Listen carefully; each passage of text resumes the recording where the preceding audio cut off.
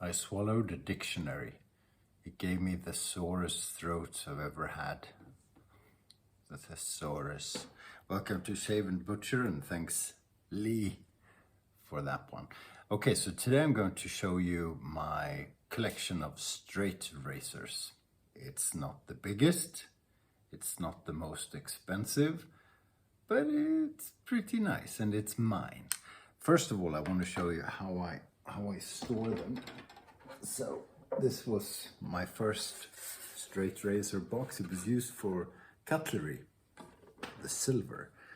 So what I did was I nicked an idea from Niklas Gudmundsson, although my execution was pretty poor, but it works. So I put a piece of wood and I drilled holes extremely unevenly, and then I sawed these little thingies, and this works very well because I put the razor in the hole and it goes into that, and voila, very good. I have a new one which my wife found for me, which is quite fancy. I think it was used for threads. So this is like a boutique showcase thing for thread. So it opens. Try not to drop it. It opens like this. See? So the only thing I did was this is good television. I put a bit of cloth in here. Oh, that's for moisture, and that gives the razor a soft little landing. And the top layer is for showcasing the prettiest one. It has this glass thing, so that's what I use. Cost a bit of money, but it's worth it because we want to show our gems, don't we? Okay, so this might take a while. I sort of organized them a little bit, which is very unlike me. Where do we start? We can start with the British razors. There's quite a few of those. A lot of them are wedges.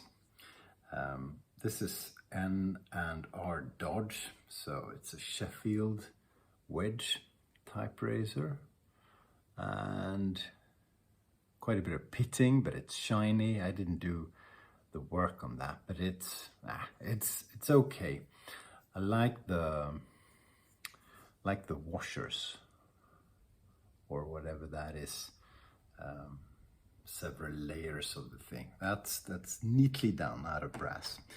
One of my first razors, probably the first one I purchased that I took apart and cleaned up, is this one. This is T.R. Cadman & Sons from Sheffield. A lot of these around. It's another wedge razor. It was dirty and old, and you can see it's almost a true wedge. And it has these plastic faux, what do you call them? Faux turtle, maybe it's called something else. It's actually plastic, but yeah, I did the work, and this one still shaves perfectly fine. Then we have a pretty one. Is this Frederick Reynolds? I think. It's so shiny, I can't even see what it is. I didn't do any work on this one either, but it has this nice, God, what do you call it? Not mosaic. I lose the word. You see the etchings? It's hard to see. There you go. You see a bit of the etchings. Very, very nice razor. A small smile. Original, no doubt. Horn scales. Very pretty. One of the prettiest. It has a barber's notch. You'll see that on quite a few of them. The barber's notch was done so that the barber could put this on the top of his trousers, whatever that's called, so it gets stuck, so you can fold it out just using one hand. It's a barber's notch. Another early one, which isn't a fantastic razor, but I still think this is one of the prettier razors I have. This is Lintner and Company, also Sheffield, also very wedge. Beautiful scales. Broken, but I fixed them, and this spacer here, this wedge thing, is actually made out of a windscreen ice scraper. So there you go.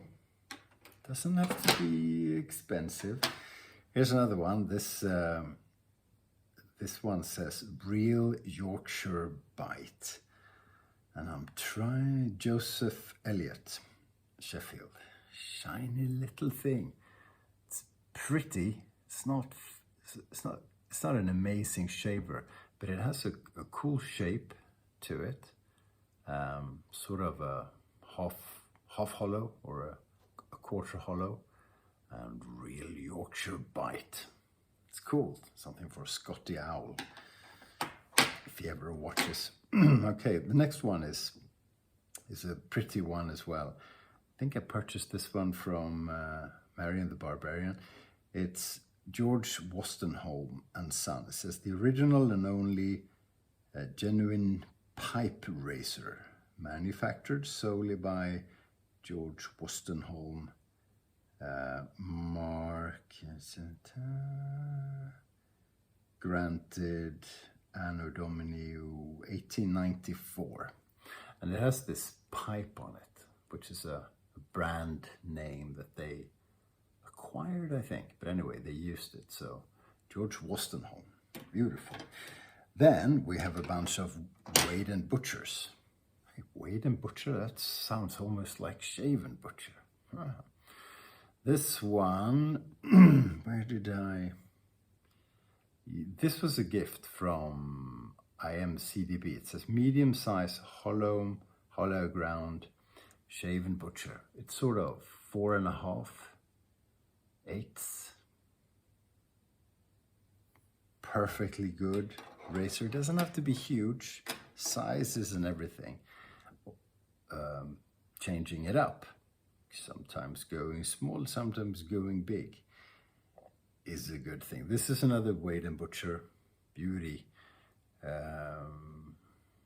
So shiny. It says Sheffield, England. So that means it's after 1890 something, when there was a law passed where you had to put the country on the razor, not only the town. But isn't that a pretty little thing? I think it is. One of my best razors, and I don't use it all that often because I don't want to wear out the gold on the handle. This is one of my earlier Shave&Butchers. This is a full hollow, and it shaves amazingly, and this was mint condition. Someone repaired it, obviously, when I got it, and I've used it quite a bit because it's such a good razor. Extra hollow ground, and it has the logo of Shave&Butcher. If you can see it, well, I think we'll see it on some of the other razors. So there you go. Did I show this one? No, I did not. Another one, about 4/8 of an inch. Nothing special. Barber's notch on that one too. Two more Shave&Butchers to go. This one, I spent a lot of time on this one, cleaning it up. It was rusty as hell. You can still see a lot of the pitting, but it's shiny now. I think the scales were pretty worn out and even broken. So yeah, so I mended those. Yeah, I did. They're horn scales, and they have lead inlays, which is very, very cool. So I'm pretty sure these were broke. So what I did was, instead of throwing them out, I took a thin piece of translucent plastic off a meat tray, actually, from the supermarket. And I put that on the back side and I glued it with epoxy glue, and you can't see it because it's thin, but that was enough to make it stick. So, you know, cheap and cheerful sometimes does it. This is my biggest Shave&Butcher. This one is huge. This one I did purchase from Marian the Barbarian. Have a look at that. Very classic Shave&Butcher. It's very, very large. If the small one is 4/8, then this will be 9/8, pretty much. For barber's use, you see them around quite a bit, but not always in such a good condition. Look at that, and no pitting. God knows how that came about. The smile, the barber's notch, true classic. And look how thick it is. The scales were made by Niklas Gudmundsson. New, so buffalo horn, and very pretty, very stable. The stuff, when I mend the scales, they're a bit all over the place. This one is perfect. Okay, so those were the English razors. God, this is gonna take a bit of time. What do we do? Swedish. Quite a few Swedish razors as well. I'll go quicker this time. This one belonged to my wife's great-grandfather. So it's the closest to a family heirloom that I've got. Erik Anton Berg. This one has the famous shark on the blade. Can you see? Ah, there you go. It's not a shark, is it? It has funny fins. Oh, it's called the shark anyway. What fish is that? Is it a shark? I don't know. But super cool to have still in the family. My wife doesn't shave, so I got it. This is, what is this one? Yeah, this is good. Oh, it's going to say on the other side, MK31, CV Helgestrand. Matti Lindholm's go-to razor. He's got quite a few. Very, very good. Just works. Just works really well. It's a good razor. Get a perfect shave every time. This one is an MK32, I think, yeah, which is thicker, so it's about a half hollow. So more wedge-like feeling, less feedback, less sound when you cut the whiskers, and nice razor as well.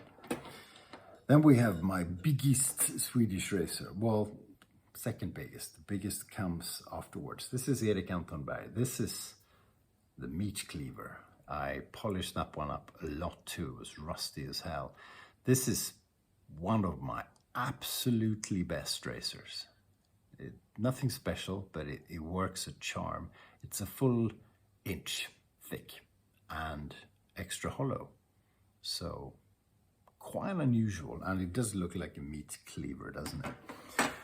And then we have a few, I think these are, a lot of them are quite similar. This is an SSA, Swedish Steel Company, abbreviation. This looks very much like a German razor, and this one too, perfect condition. New old stock when I got it, and it shaves super well. Oh, here you go. Here's the shark again, not from family, but this is Erik Anton Berg again. Very standard 4.5 eighths of an inch, and the shark. Is it a shark? Maybe it is a shark. You tell me. Eivind, is it a shark? Super small one, G.A. Hellberg. This is 4/8, and it's not very good, but I have it. This one, that's actually German. Okay, that goes into the German pile. It has Swedish writing on it, so I thought it was Swedish. And that's Japanese. So those were the Swedish razors. Here's my oldest razor. God knows where this is from, but this is from the 1700s, I figured out. It does shave. It doesn't shave exceptionally well, but it does shave. It has a stamp there, and original scales, probably made out of wood, and very cool. It's not a washer, what do you call it? Pin. Super, super cool. So this required quite a bit of cleaning, and it's very rudimentary, but it's cool because it's crazy old.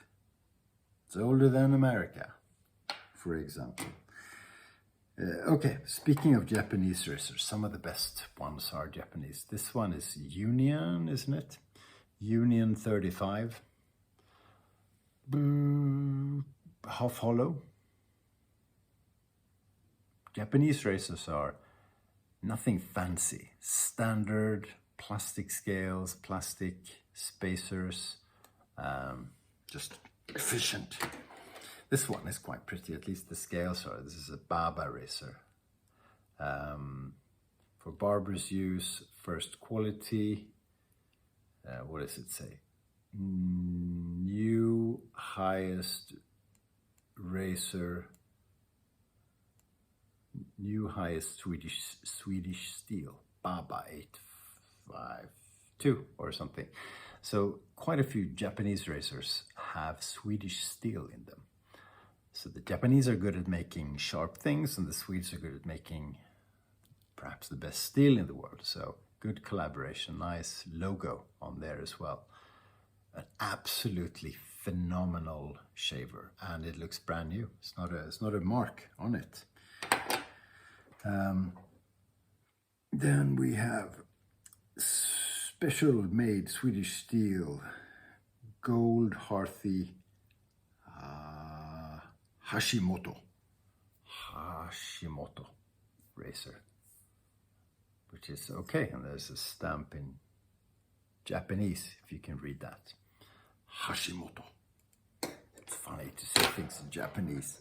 And finally, this is a Parker, sort of Parker half hollow. Parker Razor Co. Limited. Also looks brand new. I don't use it very often because it's not all that good.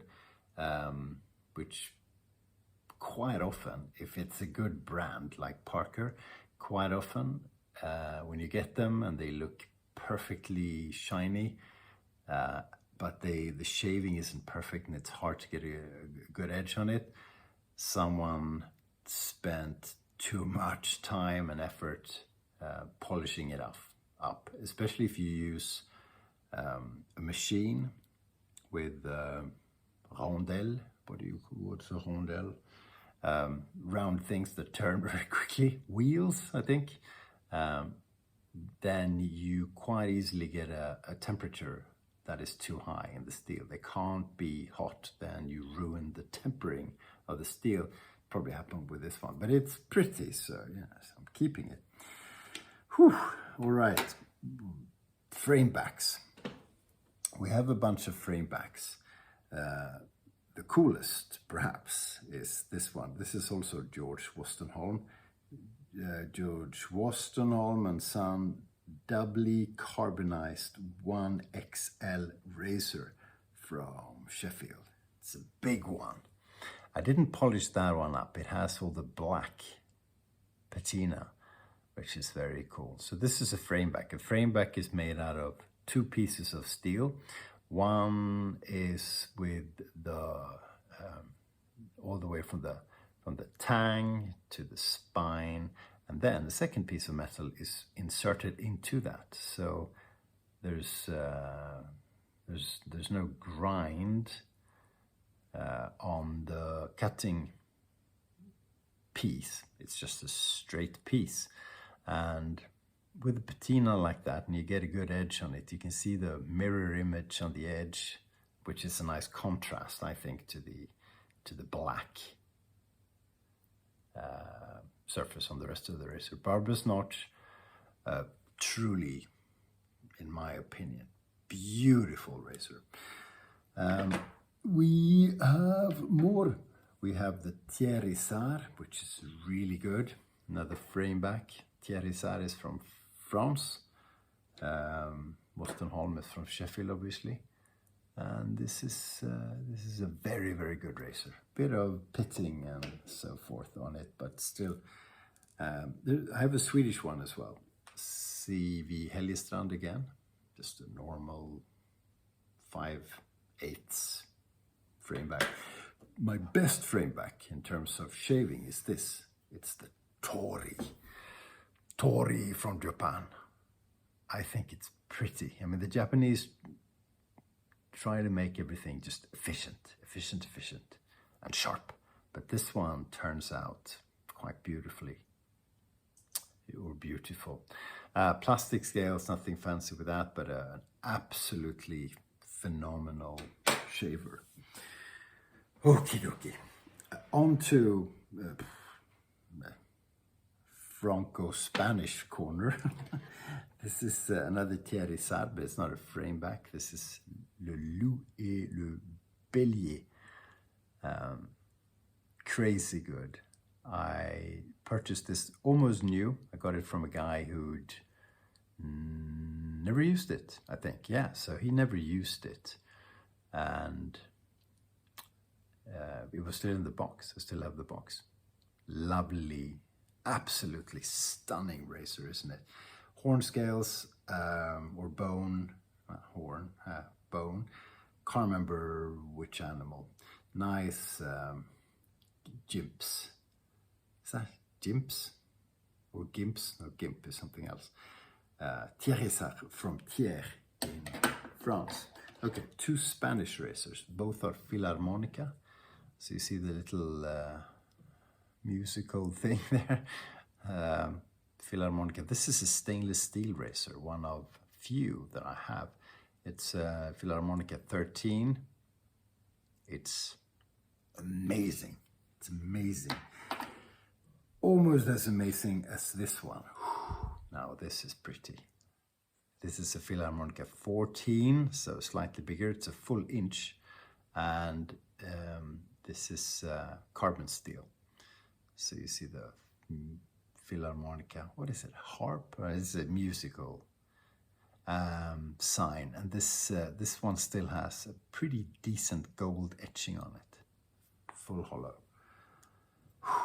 I have goosebumps thinking of how well this shaves.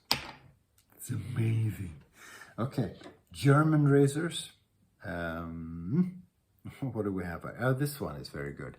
It's been cut short because it had a crack, so it's been shortened a bit. Doesn't affect the shaving. This is Böker or Boker, like the Americans say. I'm trying to get a good. There you go. Böker Edelweiss. Edelweiss is Stella Alpina in Italian or Latin, and is it Edelweiss in German? I can't remember. It has mother of pearl on the handle. Very fancy. And a lovely, lovely razor. Okay, then we have Sublime or Sublime. Where is this one from? Tückma. Tückma is a well-known brand from Solingen. Sublime, very good razor. Very German type of shape of the razor itself. It says Weltruf and something else. Yeah, it's pretty.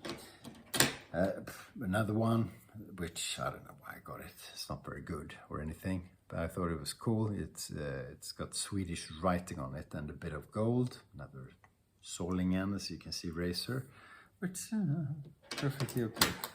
My first ever straight razor, which my wife bought for me. This has oil on it because it's the first one, so I oiled it and then I didn't. So this is Solingen, unbranded, 3072 made in Germany. My first ever straight razor. Danke, Frau Granat. Okay, 2 more German. This one is cool. This one is cool. So this is Halfmann. The coolest spine I have. Look at the spine. It says Solingen on the spine. Can you read it? That's very fancy. Pretty scales as well, and you know the logo on there. Very, very good razor. Very good craftsmanship. It's beautiful. One of the best razors I have is this one. This one you can buy brand new. This is a Ralph Aust from Solingen. It's newly made. I'm the first owner. 6/8 wooden scales. They come in different versions, but you can look out Ralph Aust. So if you want to buy a new straight razor, newly made, and no one's used it before, and you don't want to spend a fortune, get a Ralph Aust, because these are not too expensive. I don't know what they cost today. I paid 150 euros, I think, for it 5-6 years ago. Nothing special, but it has etching on the blade, and it's incredibly good, just as good as any custom razor you'll find. Okay, then I have 2 American ones. No, sorry, I don't have any American razors. It's amazing. They're Chinese. Why did I say American? So Gold Dollar and Gold Dollar. Not a fan. This is Gold Dollar, but it's called Gold Monkey or something. Is it called? Yeah, it is. Gold Monkey. So copy of the Gold Dollar. Okay. Don't buy those. And finally, is that finally? Japanese. Yep. Finally, customs, if you will. So this is Drew Dick with pretty cool looking. Look at that smile. So Damascus steel. Do you know how you make Damascus steel? Google it. Monkey tail. Yeah, monkey tail, and just very cool. Can't remember what the wood is, but isn't that a pretty razor? I think it is. And this one is 1 out of 3 only that this gentleman made. It's made in Sweden. Look at that. This is my biggest razor. I think it's 10/8. And it's just a meat cleaver. Talk about a meat cleaver. It's actually a very, very good shaver. So he doesn't make them anymore. He made 3. I might have been the only one who purchased one, actually. And he just, you know, he's a marketing guy, but he's a blacksmith as a hobby. So he started from, not from a blank, he started from a piece of hard steel. And he made this and he polished it, and then he cursed while he did it, but he did a really good job. So this is almost a true wedge. It has a kind of diamond shape. So can you see how, it's hard to see, but really elegant.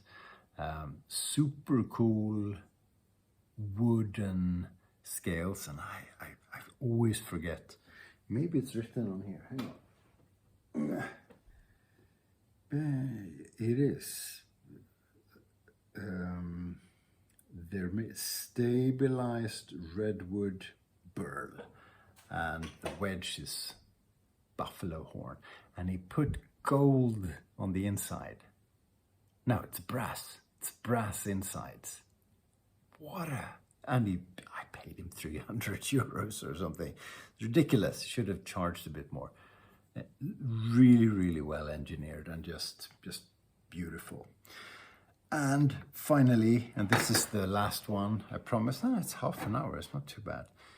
This is a custom, and It's the signature razor with a little man. This is a Shave&Butcher razor. This is made in the Ukraine by, my God, what is he called? Art Razor. Yeah, comes in a box, nice little box. 9/8, half hollow. I wanted an extra hollow. He said, no good. So look at how thick that is. That's just ridiculous how thick that is. And this is, shit, is it Cocobolo or something? It's written down somewhere, but amazing razor. His name is Yuri.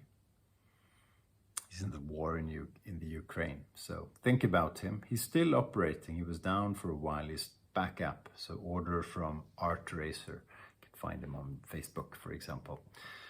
There you go. Slava Ukraine. Slava Ukraina. Okay, that probably pisses YouTube off. Okay, well, what can you do? That's my straight razor collection. My throat is sore. Thank you for watching. I appreciate it. I hope that was interesting. I'll see you soon. I need a shave, so I'll see you very soon, I think. Stay sharp.